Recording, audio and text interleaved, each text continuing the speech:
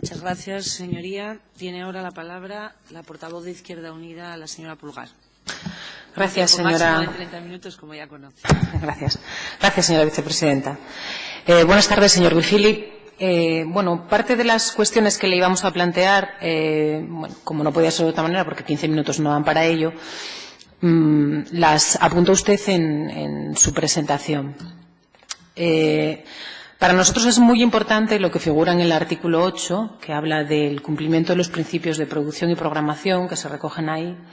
y habla de objetividad, habla de veracidad, habla de imparcialidad, pero recoge muchos más, ¿no? Que al fin y al cabo son de alguna manera esos principios que luego se deberán de articular en lo que es el diseño de lo que debe ser la radiotelevisión pública del Principado de Asturias y que, como usted bien dijo, bueno, deberán pautarse también en ese contrato marco. Como ya le digo, se ha puesto en tela de juicio, bueno, en general en esta Cámara y bueno, también en el conjunto de la sociedad, la imparcialidad. La imparcialidad, en este caso, de una televisión pública como servicio público al servicio del conjunto de la sociedad y no en este caso al servicio partidista de un gobierno. ¿Pretende usted implementar alguna medida más concreta de este principio general que se le ha de presuponer a este servicio público para de alguna manera salvar esa crítica de falta de imparcialidad de este medio público? Bueno, yo creo que la propia ley contempla ya medidas que son interesantes en ese sentido, como es la creación de un consejo de informativos dentro de la propia casa, y que las propias competencias del Consejo de Administración son muy distintas a las que tenía el Consejo de Administración anterior. El Consejo de Administración que había antes era de un ente público y el Consejo de Administración actual es el de ya de una sociedad mercantil con todas sus competencias. No cabe duda, creo que también lo manifestaba y lo expresaba en mi intervención primera, y es que los informativos y lo que eso significa, es decir, la imparcialidad, la independencia, el rigor, la proximidad, el estar atento a lo que realmente es lo que interesa a la sociedad asturiana, me parece que es absolutamente esencial y primordial. Medidas más allá de favorecer la formación continua de la redacción, de que sigan asumiendo esa responsabilidad que vienen haciendo, a mi modo de ver, de manera excelente, y que sobre las personas que se dedican a la gestión y a la dirección, facilitarles todo el trabajo para que solamente se dediquen a lo que es trabajar en su ámbito informativo, creo que es la principal garantía dentro de nuestro ámbito de trabajo para que los informativos sigan teniendo sobre todo el apoyo y el respaldo y la audiencia que están teniendo. Crítica, efectivamente, siempre hay, y esa crítica la entiendo siempre de manera positiva, en el sentido de que, pues los informativos de la TPA no pasan desapercibidos. Puede que, evidentemente, en algún contenido y en algún informativo no se hayan hecho las cosas bien. Somos personas, pero en ningún momento, y ahí sí que pongo la mano en el fuego, ha habido ninguna tendenciosidad ni ninguna deliberación de ser interesadamente parcial, en absoluto. Gracias. Otro de los principios que a nosotros nos parece destacable, sin duda, y ya lo apuntábamos también en la comparecencia de los consejeros de esta mañana, es la radiotelevisión pública, este instrumento tan importante que tenemos en Asturias como un elemento de promoción de la educación, de la cultura, y particularmente, y la ley expresamente así lo cita, de la asturiana y también en particular de la lingua, de nuestra lingua como expresión de esa cultura. Yo creo que puede coincidir conmigo que en el último tiempo, cuando menos ha habido un déficit en el uso de la lingua en el conjunto de la radio y de la televisión pública. Piensa abordar, y yo sé que ha citado el asunto expresamente también en su intervención, pero no he oído medidas concretas más allá de una propuesta que hacía sobre un canal especial con el tema de la cultura celta, en el que se podría incorporar también pero nosotros creemos que es importante que se implemente, porque además así la ley lo recoge, en el conjunto de la programación, el uso y promoción del asturiano, de la cultura y especialmente de la lengua. ¿Recoge alguna medida nueva? Porque ya le digo, nosotros como grupo somos bastante críticos con lo que se ha hecho hasta ahora en ese sentido. Sí, yo creo que es uno de los puntos sobre los que habría que trabajar intensamente, ¿no? Es verdad que en los últimos años se han dado pasos para incrementar la presencia de la lingua en los contenidos de la TPA y de la RPA, en los dos medios de comunicación. Habría que recuperar esa estalla en asturiano que había en la web. A pesar de esa presencia en los últimos años mayor de la que había con anterioridad, creo que también es insuficiente y habría que seguir trabajando. Hay en tres ámbitos, fundamentalmente, que son los programas podemos llamar de entretenimiento, están las retransmisiones deportivas y también están los informativos. En los últimos años, incluso a petición propia de los propios redactores, se han hecho piezas en asturiano con motivo de la Setmana de les Lletres. Durante los últimos años también hemos, conjuntamente con la Oficina de Política Lingüística, llevado a cabo cursos de formación que han tenido una buena acogida por parte de los trabajadores de la Radio y Televisión del Principado de Asturias, y no solamente se han formado redactores, sino personas de grafismo, personas de producción, que ven con mucho interés este tema. Medidas concretas, creo que sería igual demasiado pretencioso por mi parte decir ahora, sin antes contar con la opinión del resto de los consejeros, que seguro y estoy convencido verán con buenos ojos una presencia mayor de la lengua asturiana en nuestros contenidos. Yo me quedo con lo positivo de su intervención, que es que, bueno, coincide conmigo en el diagnóstico de que hay un déficit en esa materia y que se trabajará por solventarlo. Otro de los elementos esenciales en cuanto a los principios de producción y programación de la sociedad pública es precisamente el estímulo al sector audiovisual independiente y el fomento de la producción audiovisual en el Principado.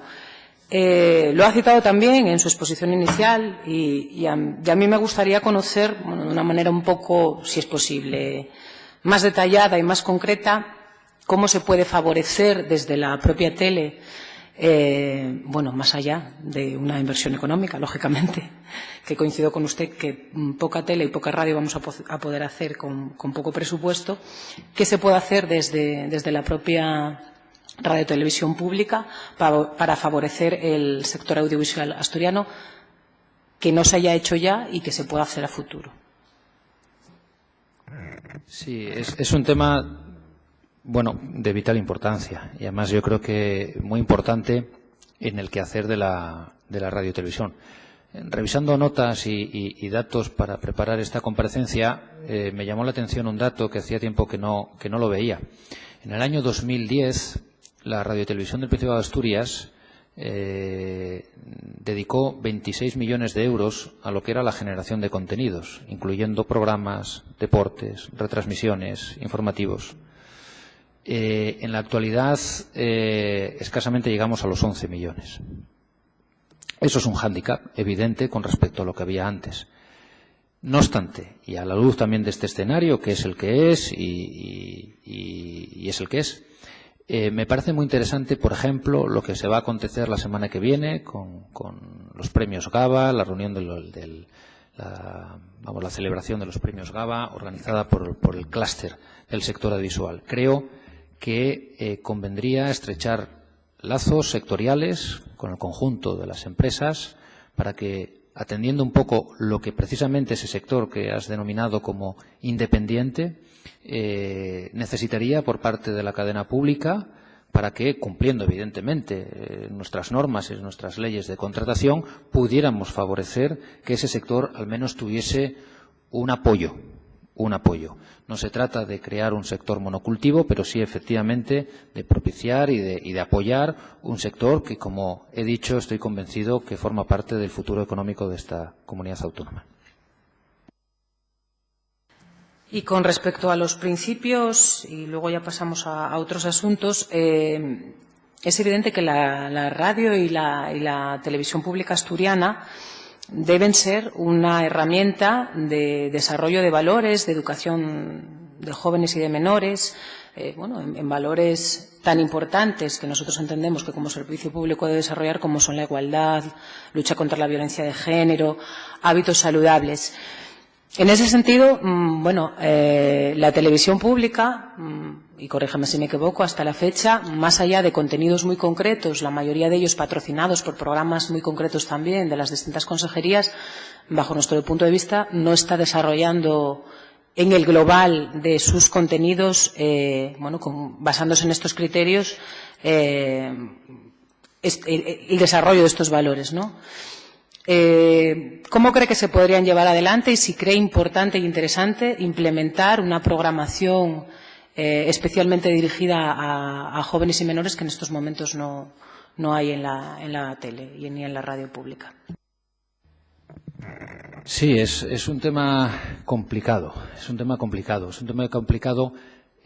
haciendo un diagnóstico previo de los hábitos de consumo que hay ahora mismo en televisión. Vemos que, por regla general, el consumo de televisión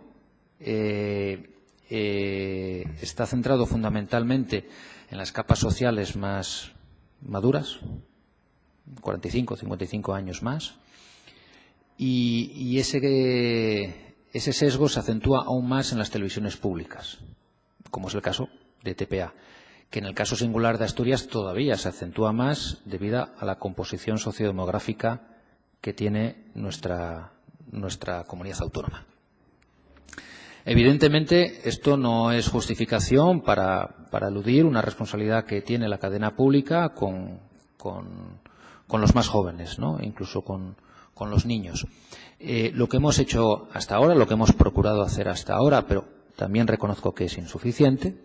es hacer incursiones dentro de esa programación dedicado a los más jóvenes, sobre todo en épocas como la navideña y en vacaciones escolares. Estas Navidades, por ejemplo, vamos a emitir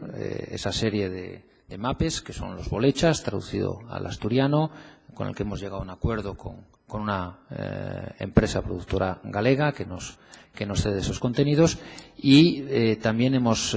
traducido al asturiano el cuentacuentos de Prestas Gaya, que no deja de ser también otro formato de Muppets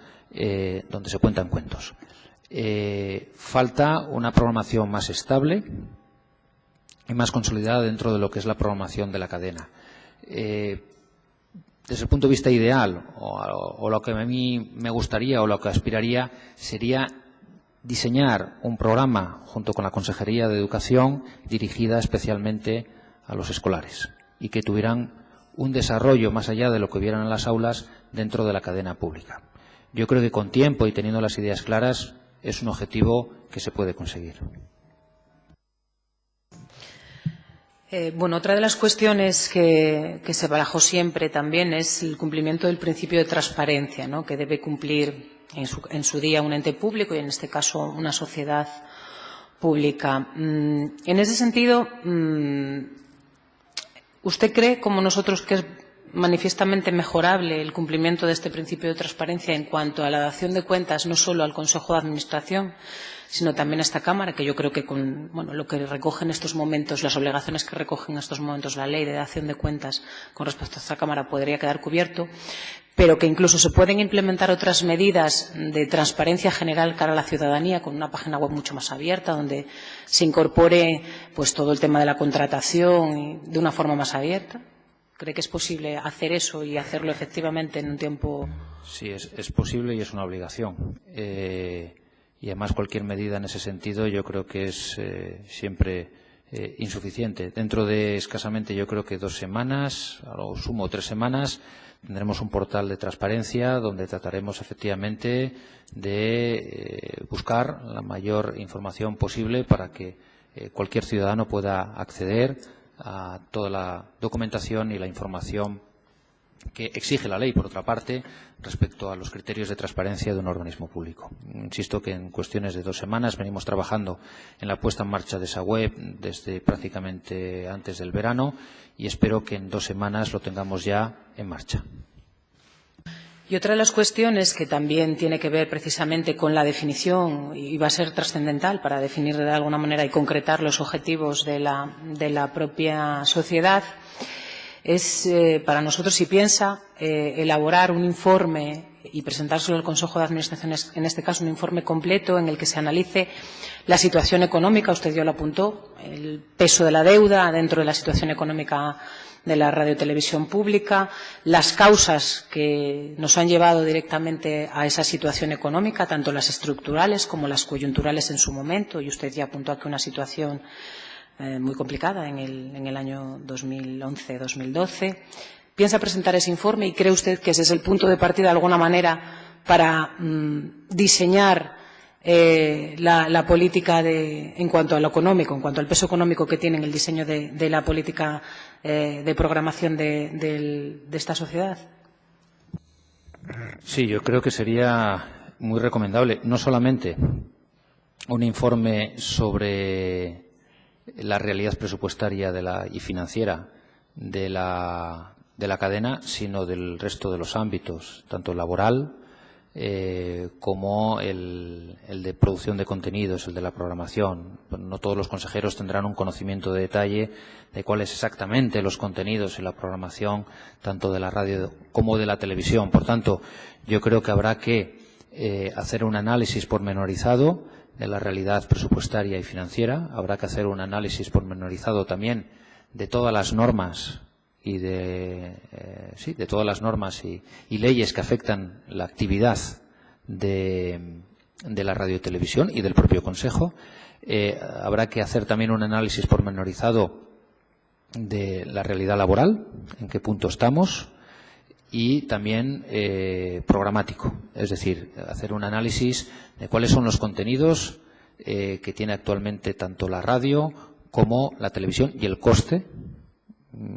sobre parrilla que tiene cada uno de los contenidos que están en antena. Básicamente me refería al económico porque en cuanto a los medios, bueno, por la parte de incidencia que tiene que ver con respecto a los medios humanos, que a ellos voy a referirme en estos momentos. Usted lo decía en su intervención y aquí ha salido reiteradamente, la política de personal en la radiotelevisión pública ha sido de alguna manera la estrella, desgraciadamente para mal, en los últimos tiempos, ¿no? Me gustaría conocer su opinión sobre algo que nosotros hemos constatado y yo creo que el conjunto de los grupos parlamentarios también, que es ese binomio entre externalización y precarización del empleo, esa situación en la que trabajadores que desempeñan la misma labor tienen un salario y unas condiciones laborales por pertenecer, en este caso, a una entidad o a una sociedad pública, y otros compañeros desarrollan esas labores en una situación de precariedad absoluta y que está muchas veces relacionada directamente con los modelos de contratación también de esas externalizaciones que se llevan adelante. Me gustaría conocer su opinión sobre ese binomio. Ya ha aclarado bastante de las cuestiones que tienen que ver con la cesión ilegal de trabajadores, con ello no voy a incidir, pero otra de las cuestiones que nosotros creemos que también incide en la política de personal y está directamente relacionado, y así se lo apuntaba al principio de esta parte, es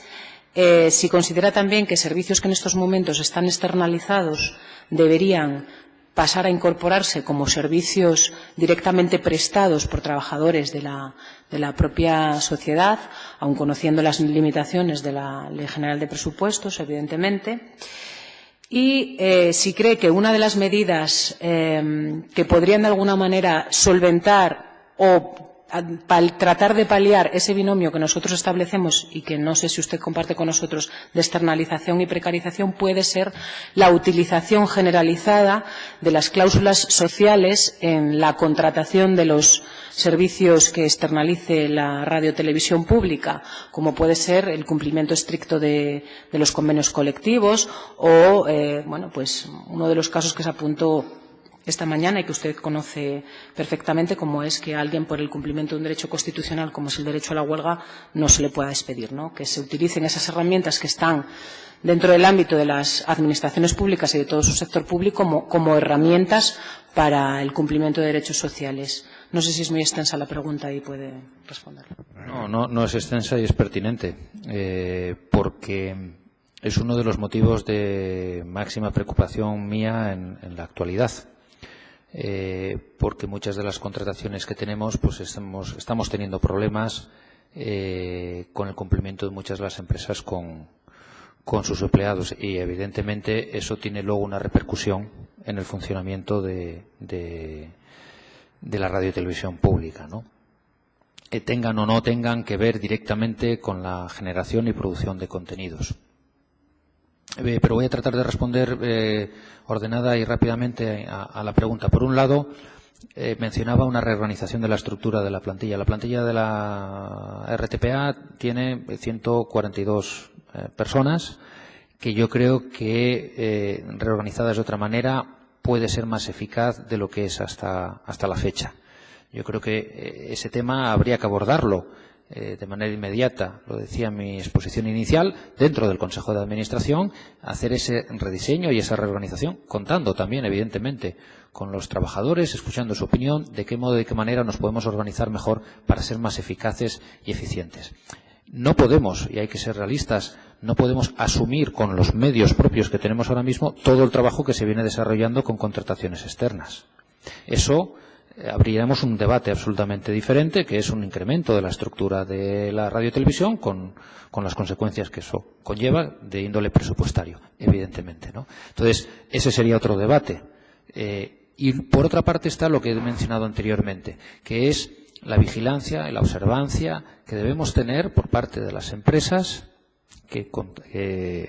contratamos para la prestación de servicios y para la producción de programas, que tienen la obligación por contrato de cumplir al menos con lo que viene recogido en cada uno de los convenios, pero evidentemente existen y están existiendo